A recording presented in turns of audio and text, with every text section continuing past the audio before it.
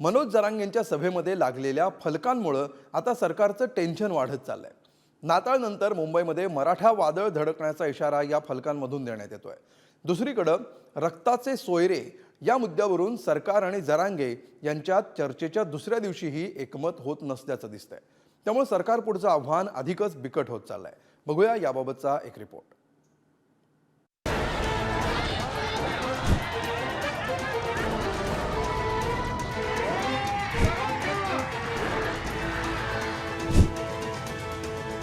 त्या नोटिशीला कोण काय करणार आहे आता? मुंबई आमची नाही का? आम्ही महाराष्ट्राचे नाही का? तुम्ही मला शत्रू मानत असाल की तुम्हाला भेट बी नाही, मोदी सुद्धा नाही। आणखी नाही 2 दिवस तुमच्या हातात। मनोज जरांगेंच्या सभेत झळकलेल्या या फलकांमुळे सरकारचं टेन्शन वाढलं।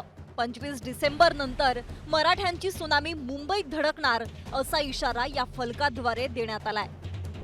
तर ट्रॅक्टर मालकांना पाठवलेल्या नोटिशींवरून जरांगेंनी सरकारला सुनावलं। नोटिशीला घाबरून मराठ्यांची लाट मागं फिरणार नसल्याचं त्यांनी ठासून सांगितलं। आपण कुठं जायचं म्हणलं का हो? मग नोटीस कसं काय दिलं? पण आपण म्हणलो नाही ना, अरे इथं एकदा बांधतो केला तर 2 पिढ्या बोली ना, तर बोलत नाहीत आपण एकमेकाला। आणि त्या नोटिशीला कोण काय करणार आहे आता? खरं सांगा बरं, तुम्ही नोटिशीला घाबरणार आहे? हात वर देऊन मग तुम्ही आरसी का देश राहत नाही? मुंबई आमची नाही का? आम्ही महाराष्ट्राचे नाही का? मग देता का? आम्हाला सरळ सांगा, तुम्ही इथले नाहीत, आमचा तो आसामला राहायला काय करू? मग मुंबईला यायला अडचण का? इमान कसं उडत बुवा? बघू दे ना आम्हाला। शेअर मार्केटचा बैल कसला घे काय, काही अडचण आहे का तुम्हाला?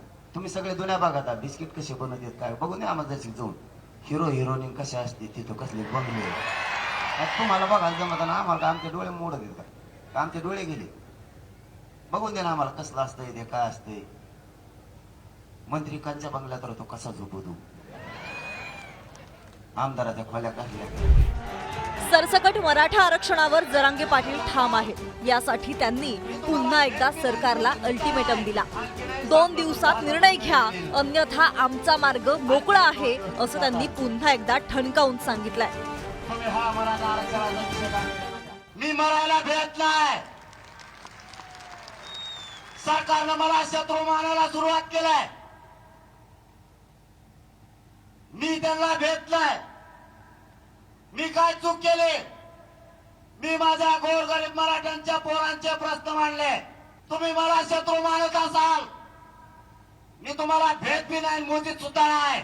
मराठ्यांनो, तुम्हाला जाहीर सांगतो, देव जरी आडवा आला तरी मराठ्यांना ओबीसी आरक्षणात घेण्यापासून कोणीच रोखू शकत नाही, कोणीच। आणखी नाही सांगतो, तुमच्या हातातून वेळ गेलेली नाही। आणखी नाही 2 दिवस तुमच्या हातात आहे। तुम्ही हा मराठा आरक्षणाचा विषय गांभीर्याने घ्या, याचा तोडगा काढायचा प्रयत्न करा। तुम्ही मराठ्यांना खवळून घेऊ नका। गुरुवारी सरकारच्या शिष्टमंडळानं अंतरवाली सराटीत जरांगे पाटलांची भेट घेतली। 2 तास चर्चा करत समजूत काढण्याचा प्रयत्न केला, पण सगळे सोयरे या शब्दावरून बोलणी फिसकटली। सरसकट मागणी फेटाळत रक्ताच्या नात्याचं कुणबी प्रमाणपत्र मिळेल असं महाजनांनी स्पष्ट केलं।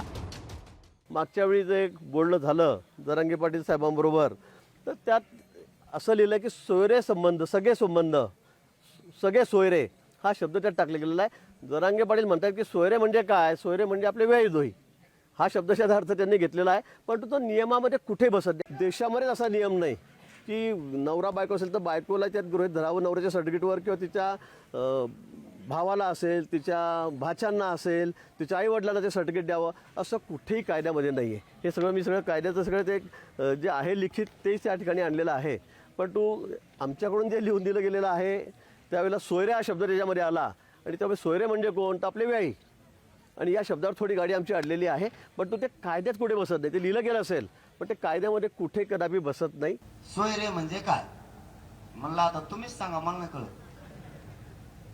ते म्हणते सोयऱ्यामध्ये ते ज्याची नोंद मिळाली का, समजा आता माझ्यावरच सांगतो, माही मिळेल, चुलताच सोयरा, काय एडपटपणा लावला काय? मला तर काय बोलावं कळा ना त्यांच्याकडून. म्हणलं तुमचं मग काय जमायचं नाही भाऊ, तुम्ही जा आता, जाऊ दे. चुलता स्वायरा होऊ शकतो का? पुतण्या नाही. मग स्वायरा शब्द काय घातला? अयो ते म्हणतात मग ते तसं आहे का? म्हणलं मग कसं असतं? कसं असतं मग? ते म्हणतात त्याने अज्ञानात शब्द घातला. ते का बारकोल लेकर तू अज्ञानात शब्द घ्यायला? मराठा आरक्षणाचा मुद्दा आणखी गुंतागुंतीचा झालाय. मनोज जरांगे पाटील सरसकट कुणबी दाखल्यांवर ठाम आहेत, तर सरकारनं त्यांची मागणी कायद्याचा दाखला देत थेट फेटाळून लावली आहे. त्यामुळे जरांगे पाटील एका टोकाला तर सरकार दुसऱ्या टोकाला, मध्ये दरी अशी स्थिती आता निर्माण झाली आहे. आता या दोन्ही बाजू कशा साधल्या जाणार, यातून मार्ग कसा निघणार, हे प्रश्न निर्माण होत आहेत.